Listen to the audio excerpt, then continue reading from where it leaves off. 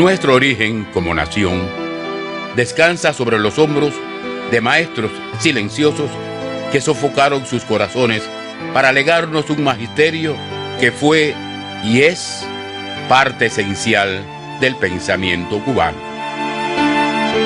No es posible estudiar la historia de las ideas en la isla sin tener presente la labor callada de nuestros maestros y maestras. José, Cipriano, Pío, Joaquín de la Luz y Caballero. Él, maestro de maestros, nació en La Habana, en una casa de la calle de los Oficios, el 11 de julio del año 1800.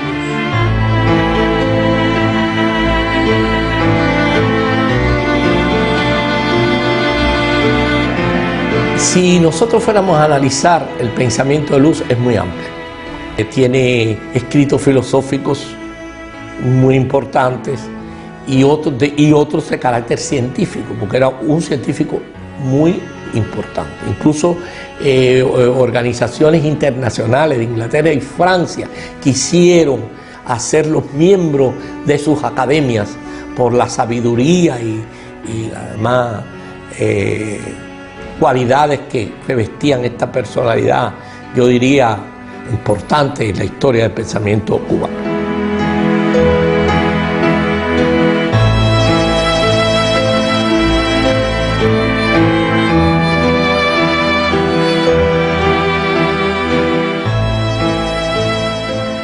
Martí expresaba que Luz había sido, y lo dice así textualmente, él, el padre, él, el silencioso fundador, que se arrancó el corazón con mano heroica para que naciese la juventud con la cual habría de ganarse la libertad. A finales del siglo XVII y principios del XVIII, la sociedad habanera comenzaba a sentir la necesidad cada vez más imperiosa de formarse una ideología propia. La última década del siglo de las luces haría emerger una generación de pensadores que en su consenso expresaban un proyecto que pretendía convertir a Cuba en la Albión de América. Este movimiento se denominó la Ilustración Reformista Cubana.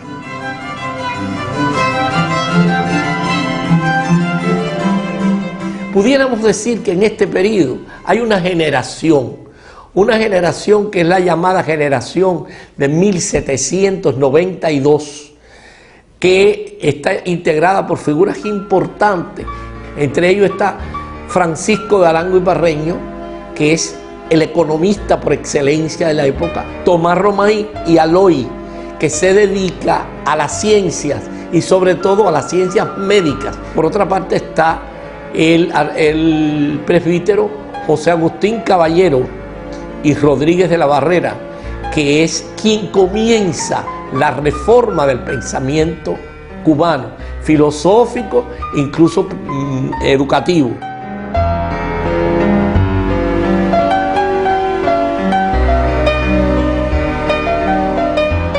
El periodo de 1808 a 1838 se conquista, se construye una filosofía cubana, verdaderamente cubana, con un sentido de cubanía. Y en ese periodo, por supuesto, están las figuras de Félix Varela y Morales, y está la figura de José de la Luz y Caballero, y que Luz fue en la última etapa de sus estudios discípulo del seminario de San Carlos y por lo tanto discípulo de Varela, por lo menos en la cátedra de Constitución que Varela pues desarrolló y es muy importante.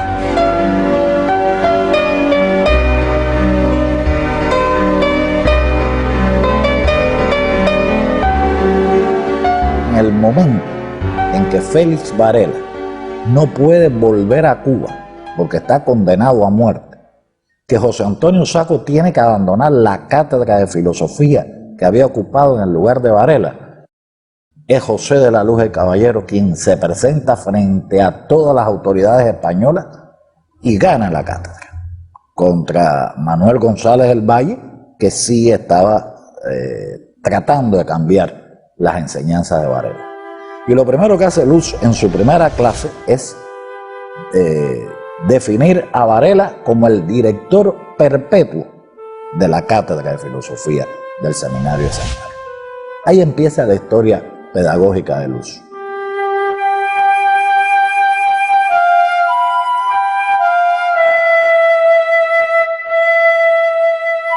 Luz y Caballero se educó en un ambiente de austeridad, orden, respeto y buenas costumbres. Y, según su tío José Agustín, desde muy temprano comenzó a pensar y a actuar como hombre.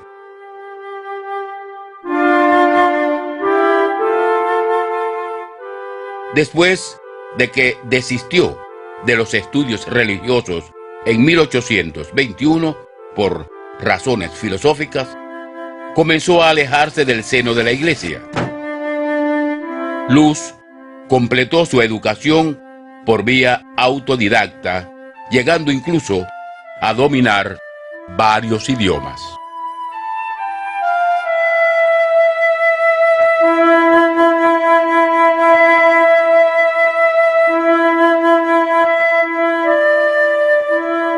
En 1828, Luz hace un recorrido que va a ser trascendental para entender la calidad y la profundidad de la educación cubana y el nacimiento de toda una escuela pedagógica, aunque no se define como tal.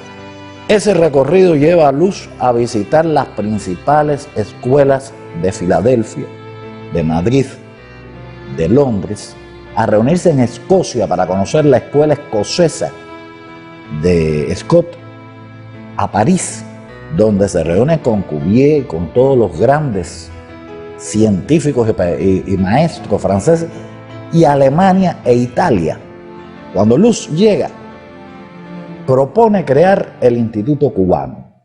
Y llama la atención, ya aquí hay un apellido, un Instituto Cubano. Que era un famoso instituto politécnico para las capas medias y pobres de la población, y tenía junto una escuela normal. En Luz está muy claro, y hay una sentencia del que dice: ni en la sustancia ni en el modo se puede establecer un plan de estudio para Cuba como se establecería para Berlín o para Londres. Quiere decir que Cuba, independientemente que se beban de esas teorías que venían de Francia o venían de Alemania, no podía copiarlas mecánicamente. Y esa es una alerta que está desde la época de Luz y Caballero. No es un copista, no es un repetidor, sino un hombre que ha sabido ir mirando en los principales y más adelantados países del mundo qué es la pedagogía que se imparte.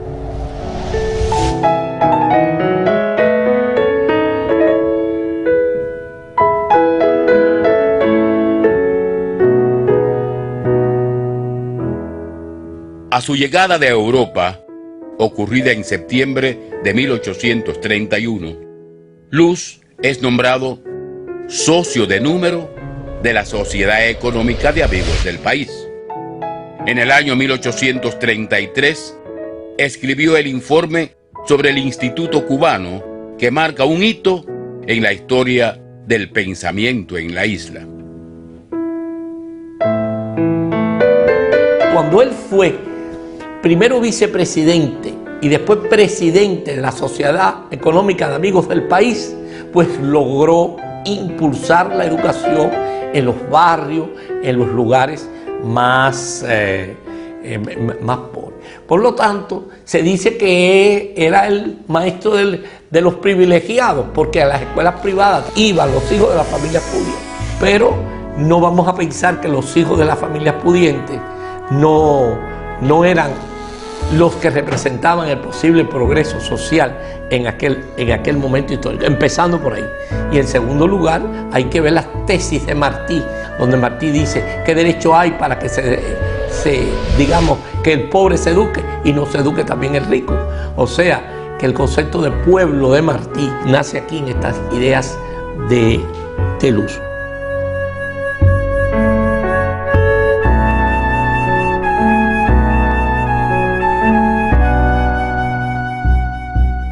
En los años posteriores, fundaría los colegios de San Cristóbal de La Habana, conocido popularmente por Carraguao, y El Salvador, en la barriada del Cerro. Luz se propuso reformar la enseñanza de abajo para arriba, teniendo como requisito fundamental el aumento de la calidad de la educación y el desarrollo del espíritu de investigación desde las edades tempranas. Esta revolución pedagógica fue reconocida como la reforma lucista de la enseñanza. El paso de Luz como director y maestro de estos colegios significó la elevación de la educación a un prestigio nunca antes alcanzado hasta el momento en Cuba. Posteriormente podemos hablar de 1838 a 1842. Este es el periodo de la famosa polémica filosófica que enfrenta precisamente Luz y Caballero, pero es también la ofensiva contra una teoría de la dependencia que se estaba desarrollando en el país. Pero ¿qué de esencial tuvo la polémica para la educación y el pensamiento en Cuba? Luz combate ahí un concepto que estaba de moda, que era hablar de la filosofía ecléctica, romántica y espiritualista. Lo que él defiende es lo que, en mi opinión, es la esencia del pensamiento en un país como Cuba, y que su tío, el padre José Agustín Caballero, le había titulado una obra con ese nombre, La filosofía electiva.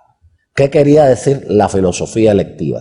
Bueno, ante todo es la filosofía de elegir libremente lo que vale y tiene sentido en una realidad determinada. La libertad de elegir. Por eso esa polémica fue conocida como la polémica filosófica. La polémica filosófica cubana, como ha sido llamada posteriormente en virtud de su dimensión cultural y política, fue sin dudas un referente teórico, un gestor de ideas y una base para la creación de un pensamiento propio que penetró la complejidad de la naturaleza física y social de Cuba. Fue, sin dudas, una filosofía crítica para una cultura del pensar.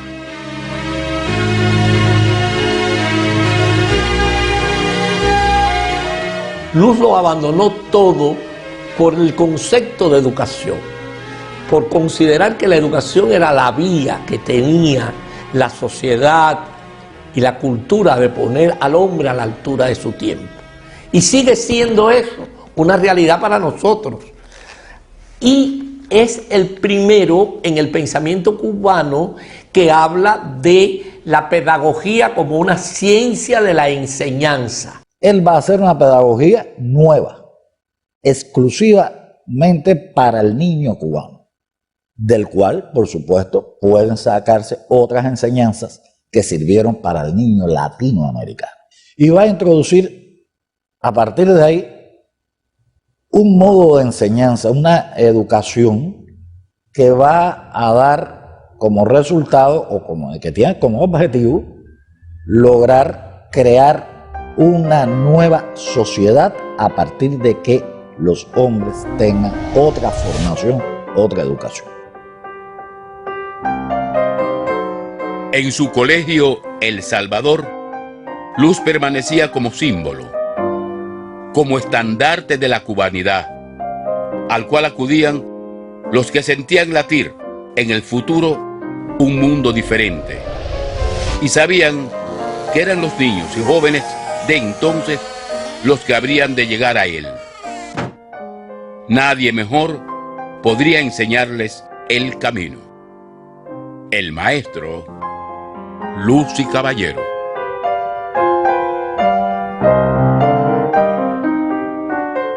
los alumnos de Luz y muchas de las personas que compartían con él el colegio del Salvador, su colegio donde él dio y creó todo un sistema pedagógico para Cuba, para los niños cubanos.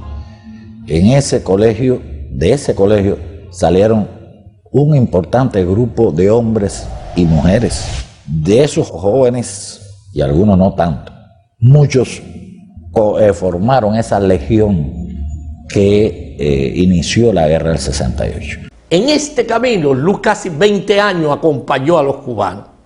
No hablando de insurrección, pero sí formando o sea, de luchar contra España. Él nunca habló de política en sus clases, sino hablando de que creando las condiciones subjetivas para que sus alumnos, que eran los que representaban el posible progreso social en su momento histórico, se formaran una conciencia de que había que llevar a cabo cambios, reformas muy profundas en Cuba, porque ya lo que existía no daba más.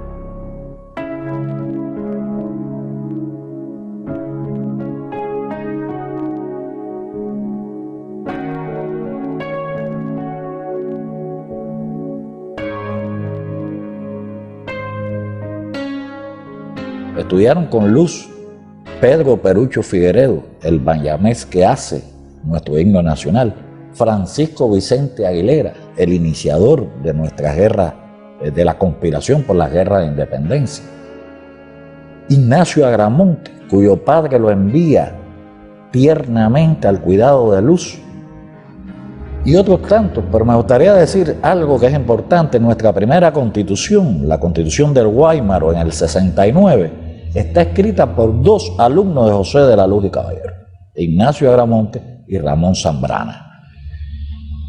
Y pudiera decirse que desde el principio la prensa independentista, los hombres y mujeres que estaban vinculados al movimiento independentista, estaban convencidos de que seguían las ideas de Luz.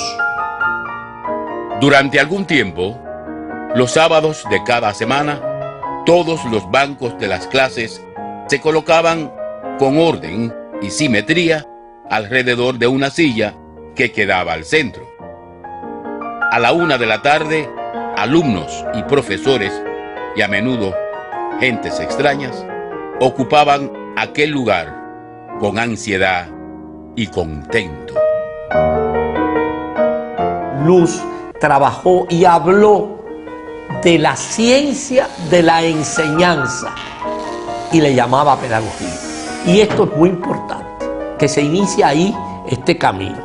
Él dirá, para definir su escuela, que no está fundando una escuela de Torre de Marfil, sino una escuela de hombres activos y pensadores.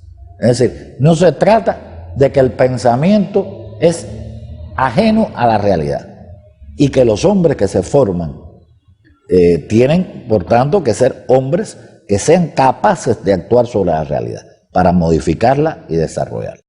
Luz sabe que toda la sociedad educa y él lo intenta por diferentes maneras, pero la sociedad estaba muy contaminada y él se centra en la escuela como una vía para lograr que esas nuevas generaciones se formen esa conciencia y la formen de una manera correcta. O sea, la escuela como institución social, educativa o educadora es en Luz algo muy evidente.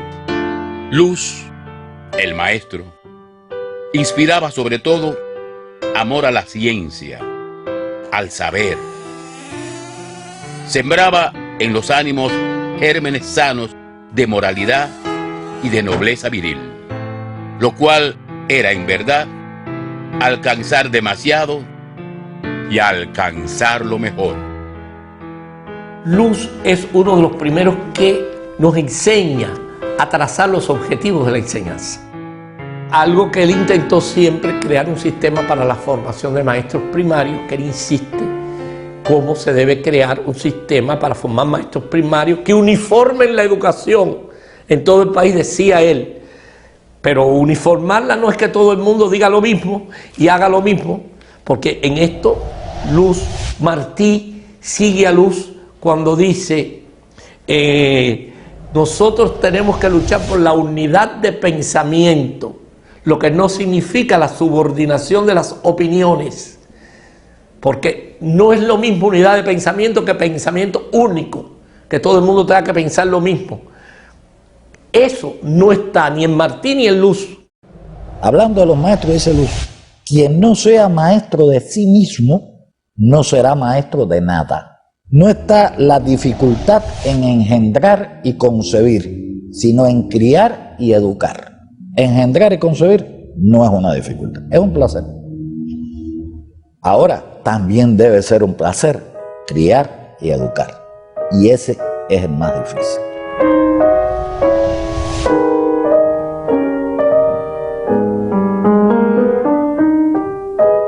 En su testamento pedagógico, el maestro expresaba: así como el pintor, el poeta y el escultor hacen nacer, en medio de una inspiración divina, multitud de seres que eternamente veremos moverse y agitarse porque se hayan dotados de una verdadera vida, así también el educador crea nuevos seres. Los hace hombres, les infunde vida del espíritu y les inspira los invariables y verdaderos principios de su existencia. Principios que han de ser tanto más grandes cuanto que, conforme a ellos, han de realizarse muchas esperanzas allí cifradas por su patria y su familia.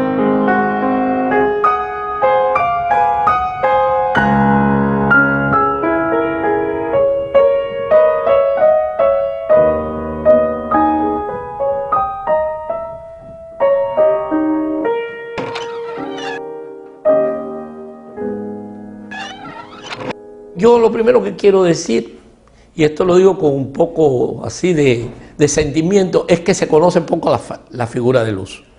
La figura de Luz se trata de alguna manera, conocemos algunos de sus aforismos, conocemos algunas de sus frases, pero muchas veces estamos aplicando teorías que se las achacamos a no sé qué autor y a no sé qué otro, pero estaban en el pensamiento de Luis Caballero.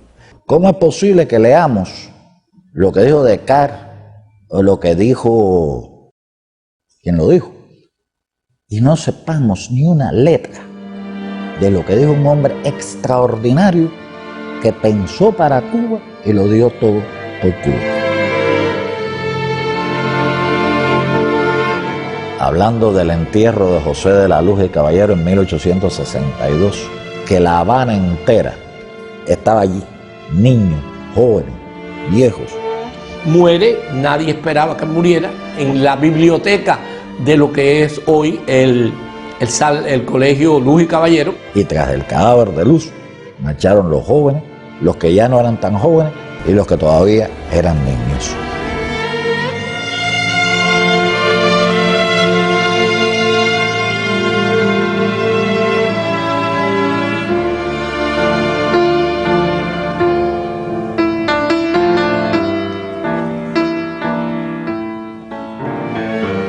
No podemos obviar el pensamiento de Luz y Caballero, que aunque se produjo en la primera mitad del siglo XIX, hay muchas cosas que tuvieron vigencia en el siglo XX y siguieron teniendo vigencia en la actualidad. No obstante, no es por casualidad que cuando Martí vio o conoció de algunos criterios que se hacían contra Luz en su época, hizo una caracterización de que un hombre que pudo haber tenido todos los títulos de las academias no quiso escribir libros porque era más fácil escribir un libro que formar a un hombre. Los ecos del pensamiento de Luz se encuentran en nuestros días. Hoy, con más fuerza y pasión que nunca. En toda su existencia nos legó la marca del decoro y la dignidad patriótica, su cubanismo firme, sus grandezas de dimensión universal. Él, el maestro, el silencioso fundador, nos pertenece.